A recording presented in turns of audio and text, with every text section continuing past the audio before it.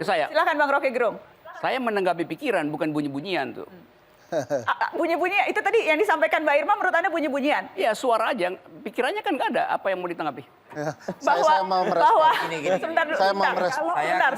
Sebentar. Kalau yang namanya mamalia diajak bicara, pohon diajak bicara, kemudian bunga-bunga diajak bicara, itu yang baru nggak ada pikirannya. Nggak nyampe itu. Itu kan nggak Pikirannya nyampe. ada di dengkul. Oke. Ada itu di otak. Saya mau merespon begini. Oke. pernyataan Oke. Seperti itu. Orang seperti Rocky ini, pernyataan dari Irma mulai itu baru Jokowi- hoax menurut dari saya. mulai Jokowi- Kenapa Baik. di dalam Saya undang-undang tidak bisa didengarkan dengan jelas kalau semuanya berbicara.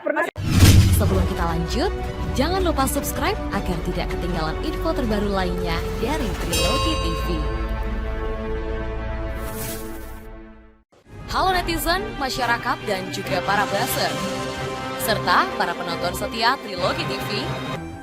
Kami sarankan agar Anda menontonnya hingga selesai dan sampaikan pendapat Anda di komentar. Jangan ada yang berpolemik, jangan ada yang membuat kegaduhan-kegaduhan. Apakah itu juga salah satu sebab ekonomi kita turun, walaupun tentunya pandemi mengambil porsi yang sangat besar. Saya ingin tanya ke ekonom Indef, Eni Srihartati. Selamat malam Mbak Eni. Malam Mbak Nana. Malam ini kita memberikan skor kepada pemerintahan Jokowi Ma'ruf. Skor Anda berapa Mbak Eni khusus bidang ekonomi? Ekonomi memang sangat buruk ya, tapi memang tidak hanya Indonesia, seluruh dunia gitu. Jadi yang pasti nggak ada satupun negara yang lulus ekonominya dari pandemi. Jadi Ya. pasti nilainya di bawah C semua. Jadi kalau skor 0 sampai 10 ya di antara 3 sampai 4 angkanya. Kalau Untuk Indonesia. kalau respon terhadap pandemi dari sisi ekonomi apakah sudah tepat? Karena kan tadi Anda katakan semuanya Secara terkena komitmen pandemi, sudah. tapi responnya Secara bagaimana?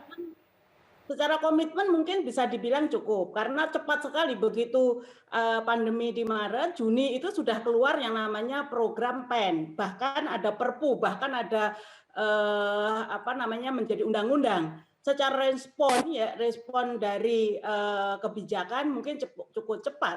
Tapi persoalannya sekali lagi persoalan klasik ini yang mendominasi yaitu di level eksekusi. Jadi hampir semua kebijakan ekonomi eksekusinya ini nggak ada yang mengikuti arahan presiden yang harus extraordinary gitu kan. Bahkan jangankan berbicara kualitas, kuantitasnya saja sampai hari ini baru terkejar di bulan Oktober. Jadi sampai September kemarin secara kuantitas saja penyerapannya tidak ada 30% gitu kan. Jadi ini yang menjadi persoalan. Di samping juga sasaran tembaknya ini banyak yang tidak tepat.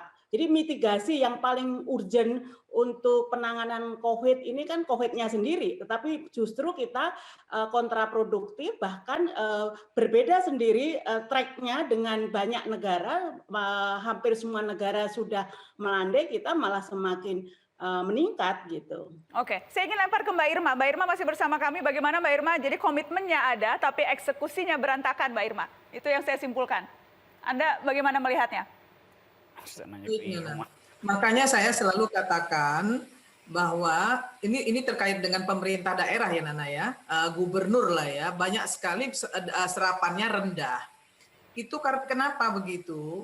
Karena memang mereka lebih mementingkan kepentingan dirinya sendiri daripada kepentingan bangsa dan negara.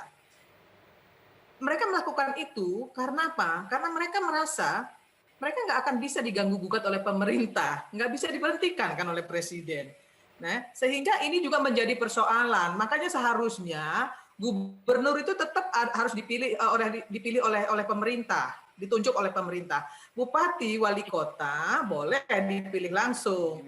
Kalau sekarang ini Nana ada loh pemerintah daerah, Pemda di provinsi. Baru 17% kan gila tuh.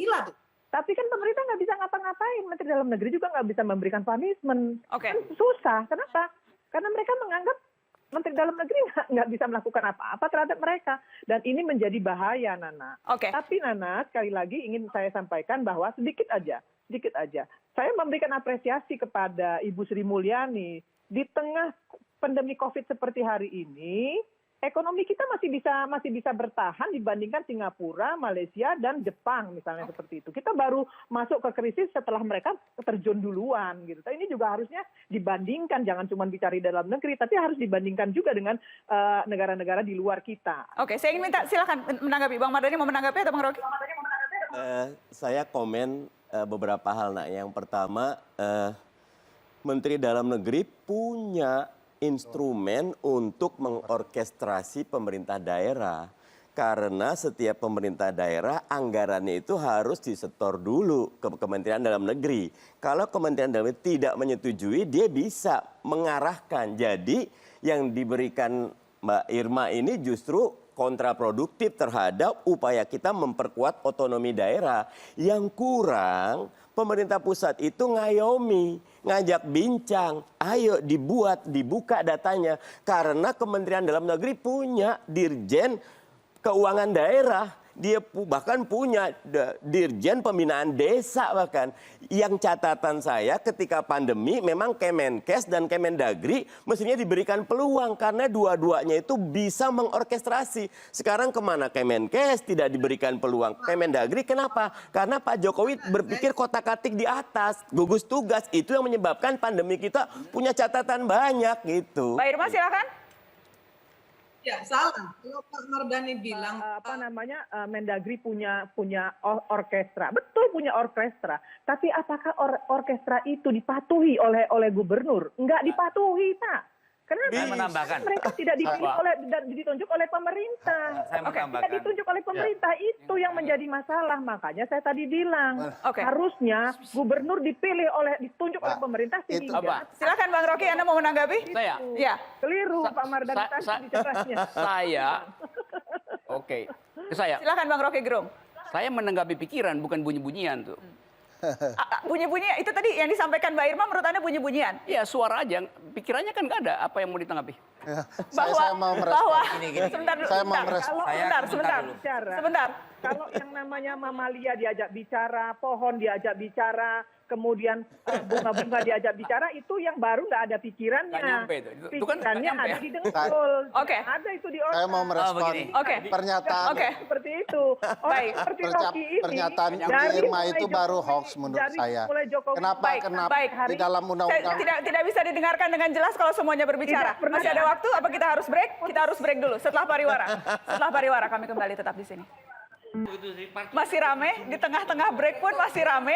Rektor UI gue bilang dungu. Dan sekarang kita sudah masuk on air. Oh, sorry. Sudah masuk on air. Anda mau meralat? Karena sudah terlanjur masuk on air yang tadi Anda katakan. Saya suka edit yang udah saya ucapin. Oke. Mau minta maaf juga? Tidak perlu? Tidak mau minta maaf? Bisa saya bertanggungjawabkan. Bisa dipertanggungjawabkan. Baik, jadi kalau yang tadi mendengarkan, Bang Rocky Gerung bisa mempertanggungjawabkan itu. Ini sudah segmen terakhir, ini sudah segmen penutup. Judul Mata Najwa malam ini sampai di mana? Karenanya pertanyaan saya juga akan retorika. Sampai di mana ini? Jokowi Ma'ruf sampai di mana, Mas Dhani? Ya, jadi apa yang tadi disampaikan oleh kawan-kawan tadi, bahwa di dalam penanganan masalah COVID ini kita berpikir secara ekosistem, Pak. Ekosistem penanganan COVID ini. Jadi Pak Jokowi ini orang yang sangat detail, yang ingin semuanya bisa terkuantifikasi. Dan beliau ingin semua bekerja as a team, work as a team, super team, bukan superman. Sehingga diberlakukan yang namanya elaborasi antar lembaga. Ya, itu pembentukan komite untuk mengelaborasi semuanya. Dan yang kedua di sini ada penyerapan anggaran, kita bicara ada value of mindset-nya juga. Karena ini kan anggaran besar. Nah, sementara kan semua juga para pejabat publik yang ingin secure. Karena ingin secure, maka penyerapan anggaran tentunya memperhatikan berbagai aspek. Nah, sehingga turunlah sampai dengan DIPA dan sebagainya. Nah, yang terakhir adalah bahwa apa yang dilakukan Bapak Presiden sekarang melalui terobosan apakah itu Undang-Undang Cipnaker itu untuk menampilkan sebuah wajah baru Indonesia sebetulnya, Mbak. Jadi inilah wajah baru Indonesia untuk menuju daya saing Indonesia yang lebih baik, daya saing negara yang lebih baik, daya saing industri yang lebih baik, dan daya ungkit kesejahteraan. Nah, marilah kita sama-sama melihat output dan outcome yang akan kita capai.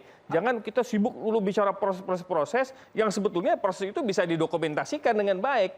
Nah, marilah kita melihat output dan kita challenge output itu sama-sama untuk mencapai kinerja yang terukur. Saya ingin lempar ke Bang Ferry, karena kemudian saya ingat Pak Muldoko, atasan Anda di KSP, mengatakan kebijakan tak populer memang harus diambil karena ini untuk masa depan. Bagaimana? Sampai di mana ini memang pil pahit yang harus ditelan tapi nanti akan enak. Apakah pengandaian itu tepat? Saya pikir tidak ada enaknya untuk orang ditahan untuk bicara tentang apa yang dia anggap benar ya. Yang benar yang terjadi adalah Pak Jokowi sedang membuka ruang untuk pasar dunia sebesar-besarnya masuk Indonesia tanpa batas. Ada penelitian yang mengatakan Mbak Nana, Sol Picciotto nama profesornya, silakan nanti ditemukan oleh para buzzer, benar nggak ini profesor, mengatakan ada saat ini di dunia sedang ada persaingan membuat peraturan agar politik ekonomi global bisa masuk ke negara-negara masing-masing di dunia. Dan itulah yang sebenarnya ada di dalam Omnibus Law. Wajah Omnibus Law adalah wajah politik bisnis. Dan Pak Jokowi saat ini berdiri sebagai pebisnis, bukan sebagai Presiden Republik Indonesia. Mas Aryo Bima, sampai di mana? Apapun mau dikomentari bahwa kepercayaan publik terhadap kemampuan menyelesaikan berbagai persoalan bangsa ini menunjukkan angka di atas 60. Bahwa ada ketidakpuasan memang situasinya abnormal, situasi pandemi. Tapi rakyat, masyarakat masih percaya bahwa Pak Jokowi Ma'ruf mampu menyelesaikan berbagai persoalan bangsa, baik itu persoalan ekonomi, kalau dalam hal pandemi, persoalan virusnya, persoalan penyebarannya, maupun persoalan dampaknya. Ada kekurangan di sana-sini, ada ketidakpuasan, itu masih sangat bisa dipahami karena situasinya adalah abnormal, situasinya adalah unpredictable, ada kurang koordinasi, ada kurang komunikasi, memang ini adalah pandemi yang tiba-tiba datang. Tapi saya masih meyakini antara kehendak subjektif Pak Jokowi Ma'ruf dan kehendak publik masih ada sesuatu sebagai sesuatu yang bisa di-leverage untuk program 4 tahun ke depan. Kepuasan publik ada yang kurang, tapi kepercayaan publik masih di atas 60%. Saya kira itu. Pak Mas Mardhani, Bang Mardhani, sampai di mana Jokowi Ma'ruf? 3 hal nak ya, tahu, mau, mampu.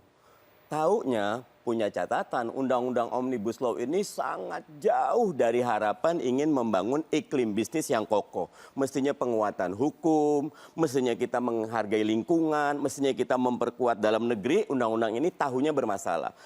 Mampunya dengan serapan anggaran yang udah Oktober loh, di bawah 40% itu. Bahkan kalau kita melihat ini tidak mampu. Maunya ada niat. Jadi sangat jauh dari harapan. Rapotnya merah total. Merah total. Mbak Irma, silakan.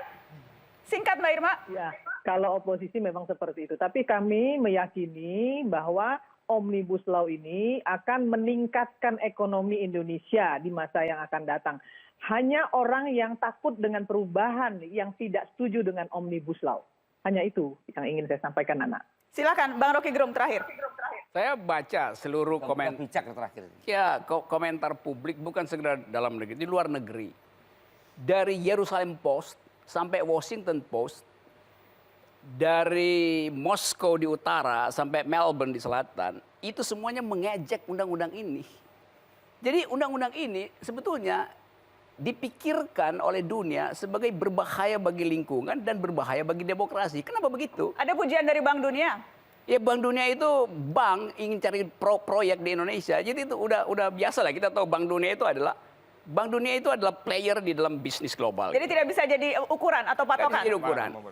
Kemudian kita baca secara detail soal-soal itu. Maka saya menemukan satu problem di situ, bahwa undang-undang ini ada pesanan dari plutokrat. Plutokrat itu artinya orang yang punya uang, sekelompok orang. Plutokrat memesan itu, dan pemerintah terpaksa mesti terima pesanan itu karena dia udah diijon duluan. Dan pesanan itu yang kemudian akan dinikmati oleh kleptokrat. Jadi dari awal ini undang-undang ini. Pendapat Rocky adalah salah. Nah karena itu saya anggap keresahan publik yang menganggap ini belum proses yang mana yang resmi, pindah-pindah phone, pindah-pindah papers, ya mungkin sekali pindah. Format terakhir itu mungkin akan ditulis di atas kertas toilet, paper toilet, supaya lebih efisien gitu kan. Jadi ini undang-undang paper toilet. Kita akan cari waktu yang lain untuk berdiskusi soal ini lebih panjang. Tapi sayangnya waktunya tidak malam ini karena waktunya sudah habis. Terima kasih kepada semua yang hadir malam ini di Mata Najwa. Terima kasih juga yang berhubung dengan saya lewat jarak jauh. Ada Mbak Eni Hartati dari Indef, ada Mbak Irma Suryani dari Nasdem, dan tadi ada Mas Burhanuddin Muhtadi dari Indikator Politik Indonesia. Terima kasih paling besar kepada Anda yang sudah menyimak Mata Najwa malam ini. Sehat terus teman-teman. Selamat malam. Assalamualaikum. Selamat malam. Assalamualaikum warahmatullahi wabarakatuh.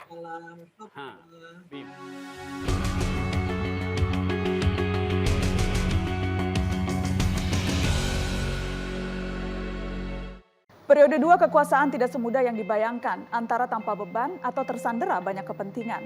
Sangat penting memerintah dengan penuh kebijaksanaan agar kekuasaan meninggalkan mutu yang berkelanjutan. Dengan terus mengingat mandat berasal dari suara rakyat, setiap kebijakan diharapkan bisa menjadi maslahat. Memang tidak ada pemerintah yang segalanya sempurna. Menjadi penting terus membuka hati, mata, dan telinga. Jalur-jalur komunikasi dengan rakyat harus dirawat, demonstrasi masif tanda ada saluran yang tersumbat. Jangan gentar dengan kritik atau melambung sebab pujian. Setiap suara rakyat pantas disimak dengan kesungguhan. Agar jarak antara harapan dan kenyataan tak menjauh, supaya sesedikit mungkin janji-janji yang hangus melepuh. Masih ada 4 tahun untuk menjawab segala mandat, mewariskan jejak hebat yang abadi untuk diingat. Terima kasih kepada Anda yang sudah menonton video ini sampai selesai. Jangan lupa subscribe channel ini dan pilih video seru lainnya.